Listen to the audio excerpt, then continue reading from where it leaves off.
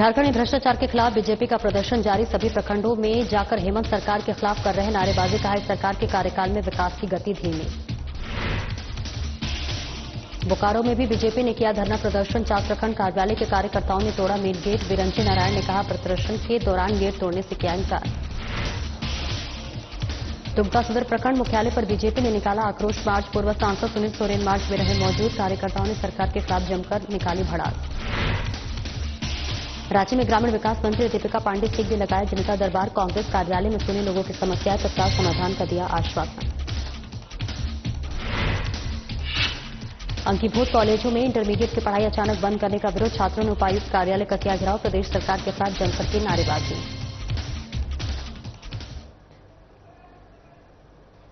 नमस्कार, स्वागत है आपका। मैं हूं आपके साथ सपना दीपक मद्देशिया। बुलेटिन का आगाज करेंगे। भारतीय जनता पार्टी की ओर से झारखंड प्रदेश के आह्वान पर मंगलवार को पूरे राज्य भर में अंचल और प्रखंड कार्यालयों के समक्ष 1 दिवसीय धरना प्रदर्शन का आयोजन किया गया। इसी क्रम में हजारीबाग के सदर प्रखंड कार्यालय के समक्ष बीजेपी कार्यकर्ताओं ने आक्रोशित प्रदर्शन करते हुए राज्य सरकार की विफलताओं को गिनाया। कार्यक्रम की अध्यक्षता बीजेपी जिलाध्यक्ष विवेकानंद सिंह ने की और जबकि मुख्य अतिथि के रूप में सदर विधायक प्रदीप प्रसाद मौजूद रहे।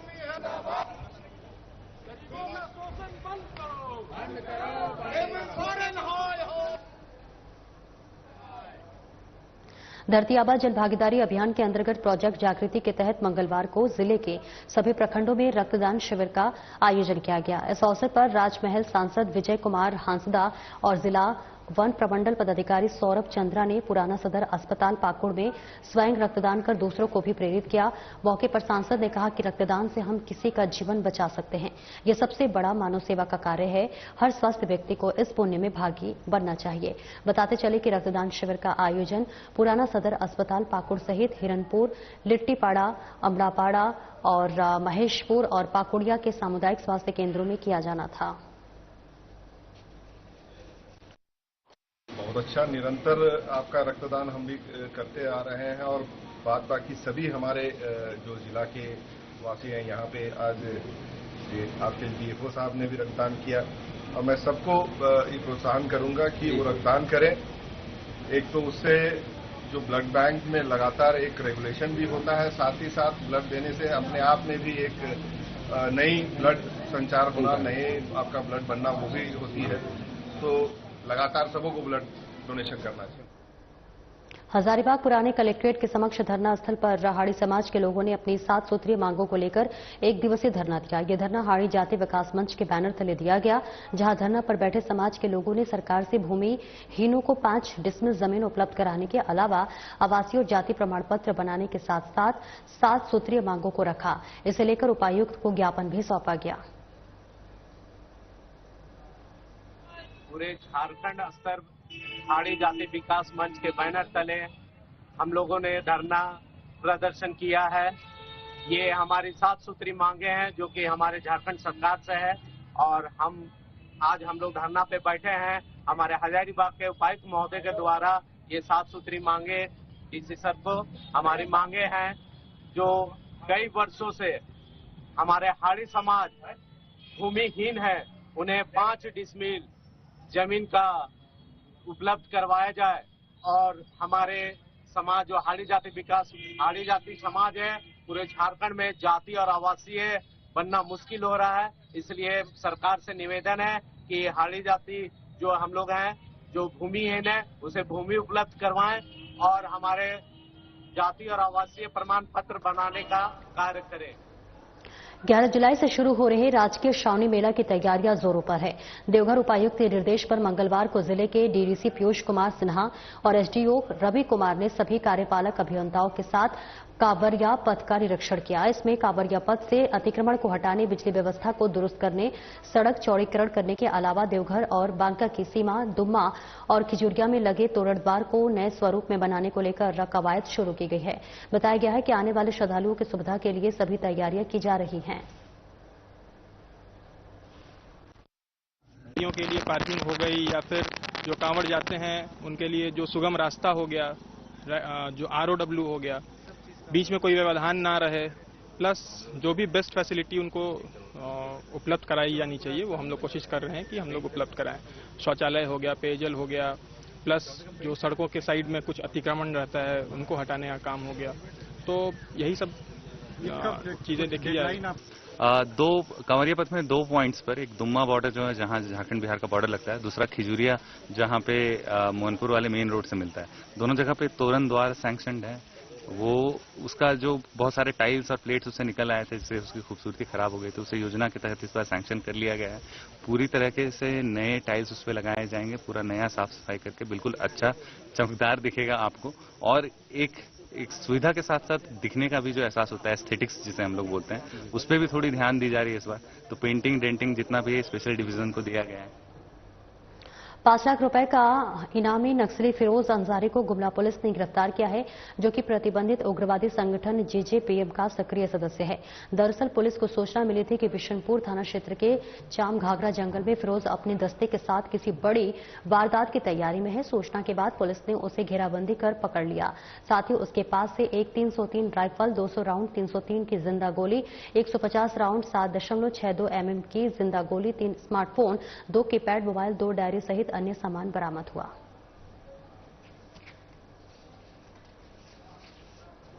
तो जहां की सूचना आई थी वहां पर पहुंचने के बाद देखा गया कि जो प्रतिबंधित संगठन है जेजेएमपी, उसके कुछ जो वहां पर उग्रवादी हैं वो मौजूद हैं और उन्होंने फिर पुलिस पार्टी को बढ़ता हुआ देखकर भागने का प्रयास किया।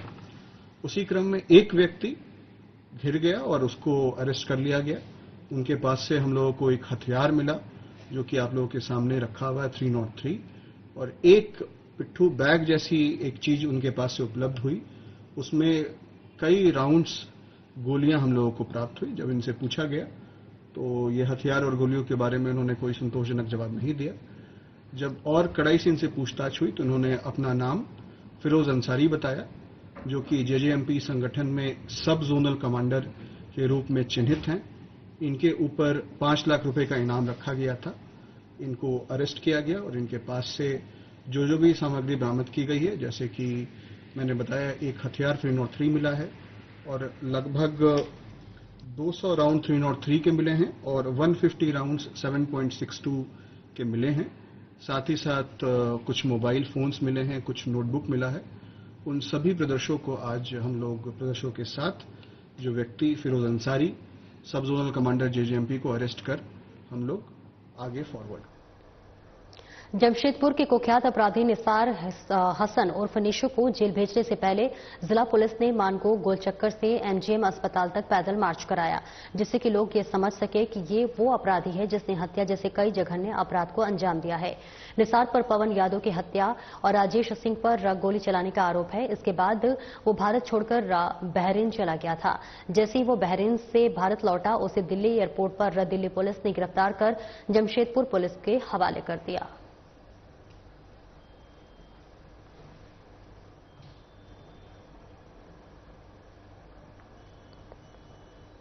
हजारीबाग जिले के बड़कागांव में सड़क निर्माण में लगे एजेंसी के वाहनों को अपराधियों ने सोमवार की देर रात आग के हवाले कर दिया। बताया गया है कि सड़क एनटीपीसी बादाम कोयला परियोजना के लिए चल रही बड़कागांव से जोरा काट तक बनाई जा रही है, जहां पर अपराधियों के निर्माण कार्य में लगी 2 जेसीबी मशीनें, 2 हाइवा ट्रक, एक ग्रेडर मशीन, एक पानी का टैंकर और एक जनरेटर को आग लगाकर जला दिया गया। हालांकि घटना को लेकर अभी तक ये स्पष्ट नहीं हो पाया है कि इसमें किसी उग्रवादी संगठन या फिर किसी अपराधी गिरोह का हाथ है। फिलहाल पुलिस पूरे मामले की छानबीन में जुटी हुई है।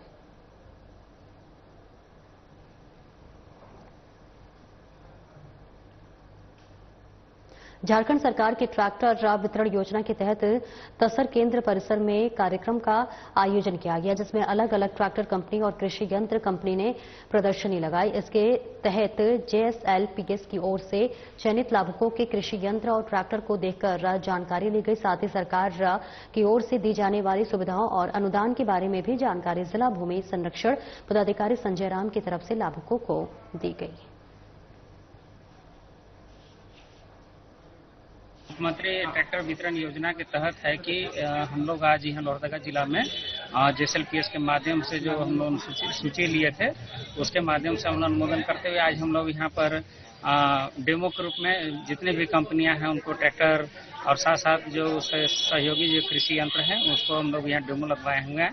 और जितने भी किसान भाई हैं और ग्रुप है, सखी मंडल है, डैम पैक्स के सदस्य हैं, पानी पंचायत के सदस्य लोग हैं, सारे लोग यहाँ पर आए हुए हैं। उन लोग को हम लोग पीपीटी के माध्यम से पूरा पैकेज बतलाई गई सभागार में। और साथ साथ है कि उनको पैकेज के रूप में है कि 1 ट्रैक्टर और 2 कृषि यंत्र कम से कम देनी है, जिसमें 12 कृषि यंत्र उसमें सूचीबद्ध की गई है। पोटका यूसिल की ओर से विस्थापितों के साथ अनदेखी और धोखाधड़ी से आज ही जाकर जादूगोड़ा की वैद कुंती देवी ने नियोजन की मांग को लेकर भाभा परमाणु अनुसंधान केंद्र की जादूगोड़ा शाखा में सुबह तालाबंदी कर दी। तालाबंदी के बाद यूसिल में हड़कंप मच गया। कंपनी के अधिकारी रैत महिला कुंती देवी को मनाने में जुट गए हैं। तालाबंदी के बाद भाभा परमाणु अनुसंधान केंद्र के वैज्ञानिक और कर्मचारी गेट के बाहर ताला खुलने का इंतजार कर रहे हैं। रैत कुंती देवी का आरोप है कि उनके पूर्वक स्वर्गीय मुरली मोहन कौर कालिंदी का इस कार्यालय में 44 डिसमिल जमीन कंपनी ने अधिग्रहण किया है, जिसके बदले नौकरी नहीं मिली है। कंपनी बार बार झूठा आश्वासन देती रही, अंत में उसे ये कदम उठाना पड़ा।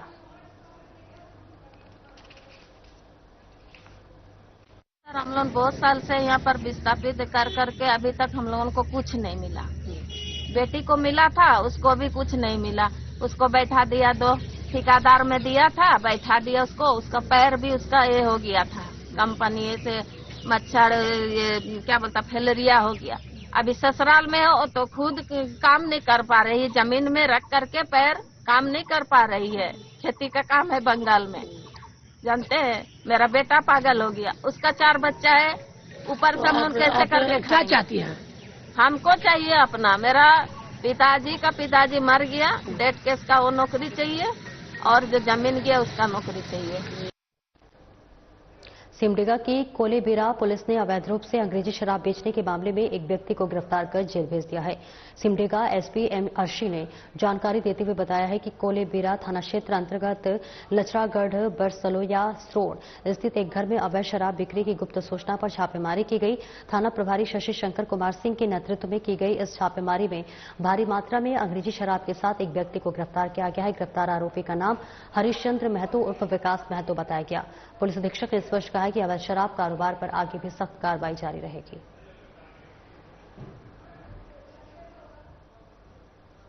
मिली थी कि दिनांक 23 को कुछ सूचना मिली थी कि लचरागढ़ में एक स्थान पे अवैध शराब की बिक्री की जा रही है। सूचना के आधार पर पुलिस ने तुरंत कार्रवाई करते हुए वहां पे छापा मारा और अच्छी मात्रा में विदेशी शराब बरामद हुई है।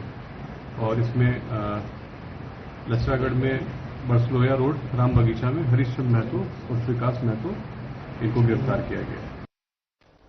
हजारीबाग शहर के मटवारी इलाके में उस वक्त हड़कंप मच गया जब एक युवक पुलिस सायरन और सिग्नल लाइट लगी कार से सड़क पर घूमता पाया गया। मामले की जानकारी मिलते ही यातायात पुलिस ने त्वरित कार्रवाई करते हुए संदिग्ध वाहन को रोककर जब्त कर लिया है। यातायात पुलिस के अनुसार अल्टो कार पर न सिर्फ पुलिस का स्टिकर और नीली लाल बत्ती लगी थी, बल्कि उसमें सायरन और पुलिस सिग्नल लाइट भी लगे हुए थे। जांच में यह भी पाया गया है कि वाहन का रजिस्ट्रेशन भी फेल है। फिलहाल कार को सीसीआर कार्यालय भेजकर वाहन चालक से पुलिस पूछताछ कर रही है।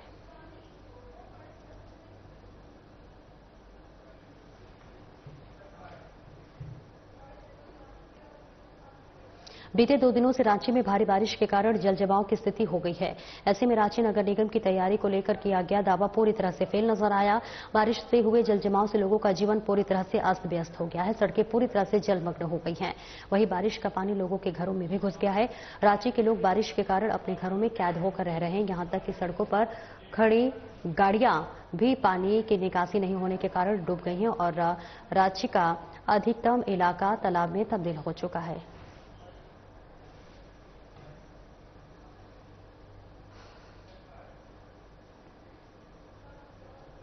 गुमला उपायुक्त प्रेरणा दीक्षित ने दीप प्रज्वलित कर जिला स्तरीय सुब्रतो मुखर्जी कप फुटबॉल प्रतियोगिता 2025 का शुभारंभ किया। आपको बता दें कि प्रतियोगिता का आयोजन संत इग्नासियुस उक्त विद्यालय गुमला के स्टेडियम में किया जा रहा है। मौके पर उपायुक्त ने खिलाड़ियों को शुभकामनाएं देते हुए अनुशासन और खेल भावना के साथ खेलने की बात कही है। प्रतियोगिता का पहला मैच अल्बर्ट एकाजारी और कामडारा प्रखंड के बीच खेला गया। ये प्रतियोगिता 24 से 26 जून 2025 तक चलेगी, जिसमें विजेता टीम जिले का प्रतिनिधित्व राज्य स्तरीय प्रतियोगिता में करेगी। इस दौरान कई पदाधिकारीगण उपस्थित रहे।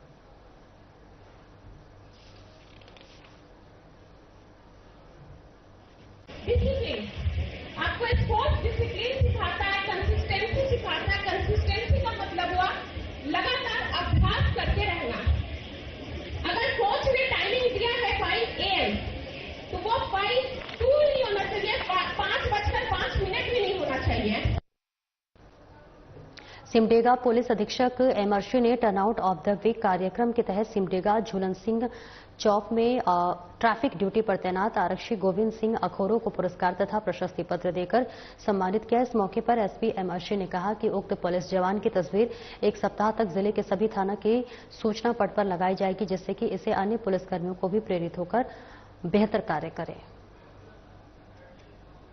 और देखिए तस्वीरें आपको दिखा रहे हैं, जहां पर सिमडेगा पुलिस अधीक्षक एम अर्शी ने टर्नआउट ऑफ द वीक कार्यक्रम में तहत सिमडेगा झूलन सिंह चौक में ट्रैफिक ड्यूटी पर तैनात आरक्षी गोविंद सिंह अखोरी को पुरस्कार तथा प्रशस्ति पत्र देकर सम्मानित किया है। इस मौके पर एसपी एम अर्शी ने कहा कि उक्त पुलिस जवान की तस्वीर एक सप्ताह तक जिले के सभी थाना के सूचना पट पर लगाई जाएगी, जिससे कि इससे अन्य पुलिसकर्मी भी प्रेरित होकर बेहतर कार्य करेंगे। सिमडेगा से ये तस्वीरें आपको दिखा रहे हैं, जहां पर एसपी एम अर्शी ने सम्मानित किया है।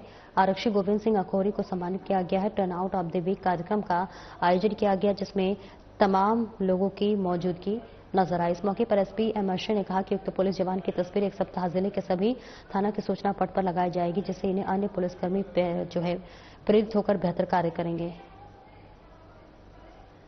कुछ दिन पहले ये घोषणा की थी कि प्रत्येक सप्ताह में हम लोग एक पुलिसकर्मी ऑफ द वीक, मतलब सप्ताह के पुलिसकर्मी का एक चयन करेंगे, जिसका आधार उसका टर्नआउट होगा और साथ साथ उसकी ड्यूटी में भी जो कंट्रीब्यूशन करता है उसको कुल मिला के उस पैमाने पर हम लोग एक पुलिसकर्मी का चयन करेंगे। तो इसी क्रम में इस सप्ताह आरक्षी संख्या 31 श्री गोविंद कुमार अखौरी जी का चयन किया गया है और ये फिलहाल सिमडेगा शहर में ट्रैफिक ड्यूटी में तैनात है और ये अपना काम बहुत मुस्तैदी से करते हैं। तो इनको सम्मानित करते हुए आज हम लोगों ने इस क्रम में इनको आज पुरस्कृत किया है और इनकी फोटो अब हमारे सारे थाना में पूरे सप्ताह लगी रहेगी।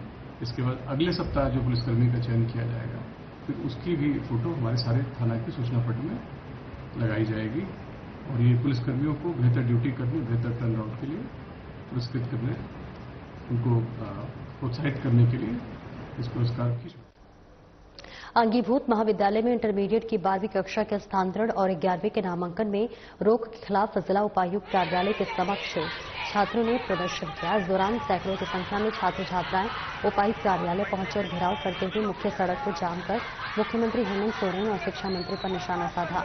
छात्रों का कहना था कि उनके कॉलेजों में इंटरमीडिएट की पढ़ाई अचानक बंद कर दी गई है, जिससे कि उन्हें भारी परेशानियों का सामना करना पड़ रहा है। दूसरे कॉलेजों में शिफ्ट किए जाने पर उनकी पढ़ाई प्रभावित होगी।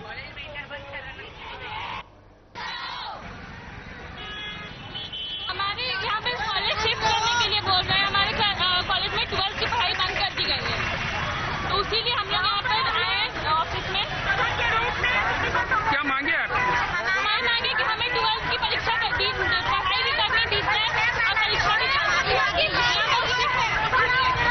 मांगे कुछ नहीं, हम लोग को 12th में बस इसी कॉलेज में पढ़ाई करने दी गई है, क्योंकि इस बार आप लोग को भी पता ही है कि 11th एग्जाम कितना लेट में हुआ है।